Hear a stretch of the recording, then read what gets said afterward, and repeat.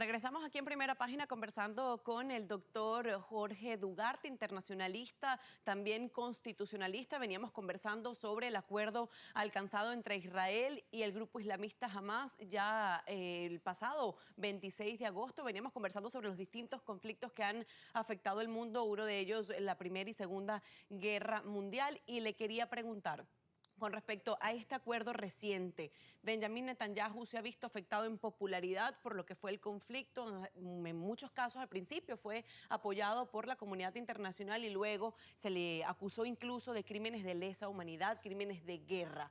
¿Cómo ve usted todo lo que tiene que ver con esta manera de ver a Benjamín Netanyahu y cómo manejó el conflicto? La política es igualmente muy compleja y a veces inefable. Es decir, le ha tocado una situación muy difícil a Netanyahu, que preside los destinos de Israel. El futuro inmediato, con respecto a sus conciudadanos, dirá cuál va a ser los niveles de popularidad que habrá ganado o habrá perdido. Y en relación con el mundo, pues bien, con este acuerdo de paz, yo pienso que se han anotado un punto positivo frente al mundo. Ahora, como te decía hace rato, no es que en alguna manera yo me muestre partidario de ningún exterminio, de ninguna naturaleza, pero creo que Israel, en este caso, ha hecho uso de su legítima defensa, fundamentalmente no frente a Palestina, sino frente al grupo Hamas. El grupo Hamas, dentro de su constitución o de su acta constitutiva o la acta que lo creó, considera como uno de sus objetivos el exterminio del pueblo israelí. Mire, como 5 imperios trataron en la historia de acabar con los judíos y le fue imposible. El imperio persa, el imperio romano, etc.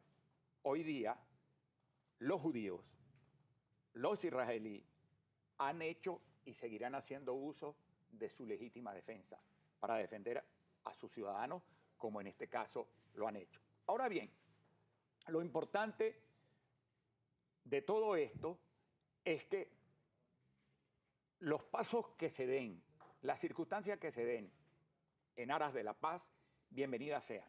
Ya hubo un sabio en 1795 que fue Kant, el sabio de Königsberg, que escribió La paz perpetua. No la pudo ni la ha podido lograr, pero eso es una aspiración del ser humano. Tenemos hoy un personaje extraordinario, excepcional en el mundo, el Papa Francisco.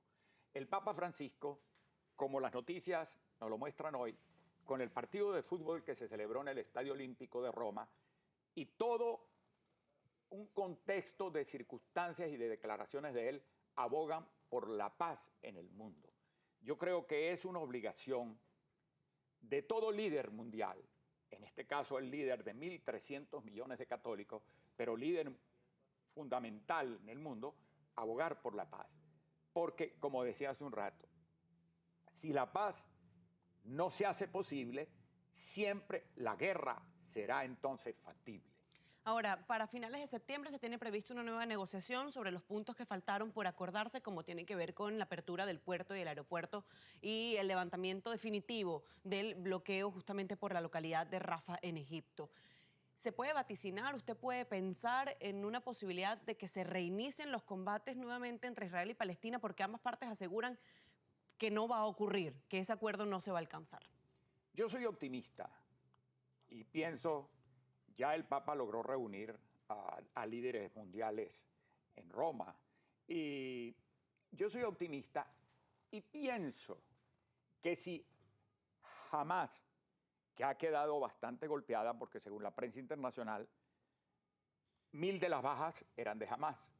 Si Hamas se hace a un lado, yo creo en un entendimiento entre los israelíes y Palestina, siempre y cuando no sea interferido por esta organización, que es prácticamente una organización terrorista y que no puede colaborar en alguna forma para la paz entre los israelíes y los palestinos.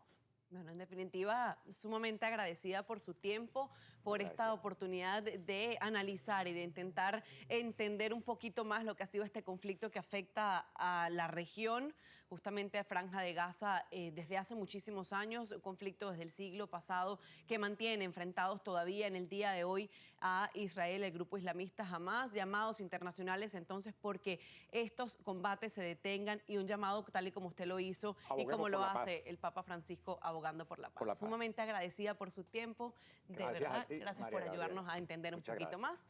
Por ahora vamos a detener esta entrevista con el doctor Jorge Ugarte, internacionalista, y vamos a continuar revisando lo que es noticia.